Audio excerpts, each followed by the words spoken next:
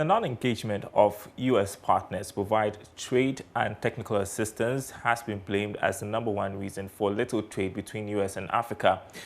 Ojida Ntiamwa engaged the director for the Center for International Trade Development in Miami, Kemi Arozenye, who says Africa should spend on technical partners from different trading blocs to reap the full benefits. She is in the country to unveil the Africa representative for the Center for International Trade Development, who is a Ghanaian, that is Sally Tope. Here's more from the interview. Particularly in its ability to export processed. We're talking about processed. Right now, we're exporting crude oil. We're exporting commodities like cocoa and raw cashew and stuff like that. So if you look at the numbers, the bulk of that, for example, Ghana still does less than $1 billion in terms of exporting to the United States, and about 65% of that is crude oil. 20% of that is about raw commodities in cocoa, for example. And so it's difficult to get manufactured product, finished products into advanced countries. So what anyone will tell you is, oh, it has to do with our packaging, it has to do with our quality. In our own analysis, even though those are also one of the issues that we have, that's not the main issue, that's not the major issue. In our research, we found that non-engagement of U.S. partners to provide trade and technical assistance is key, is what we actually rated as #1. Because whatever you don't know, you can learn. So if you don't know how to package that will meet the requirement for a particular country, you can learn that. But who is teaching you is the person who is teaching you from that market. That's where our organization plays a role. Because when you're going to a foreign market, you need partners, you need technical assistance from that market. You can't understand a foreign market more than the people operating in that market. So really, engaging technical partners from wherever you want to go, whether UK or the United States, is what would help you to be able to overcome all the other challenges. Once you have those that technical partnership in place, then it becomes easy for you to be able to solve the problem of meeting the regulatory requirements or the standard or all of that. Because that comes with industry expert, that comes with in a package under the technical assistance that you are going to get from the partner.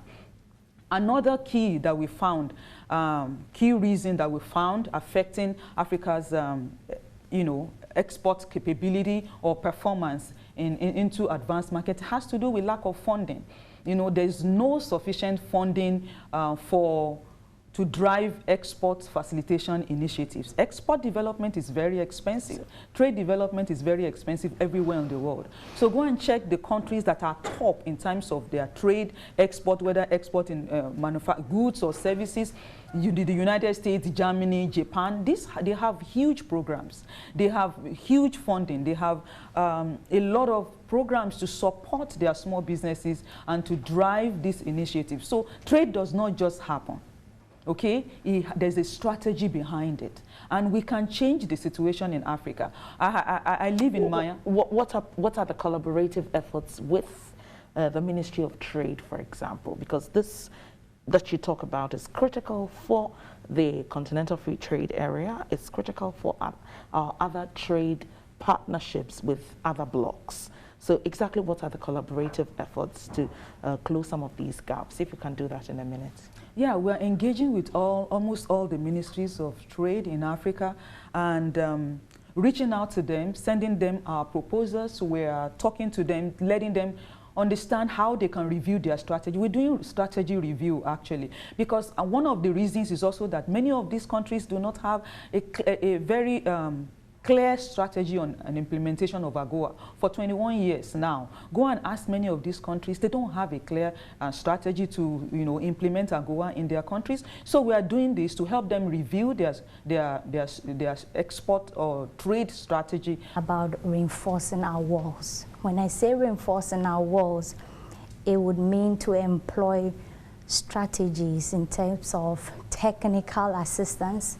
For example, cutting issues, sizing, things that international standards require, to go into any market. Even if we were talking about our own Africa market space, there definitely has to be a way to reach people with your designs in a particular way, packaged in a particular way, or done in a particular way.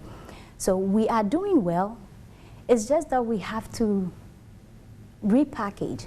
There's a huge difference reaching individuals with your apparel, and there's a huge difference going to a mass market.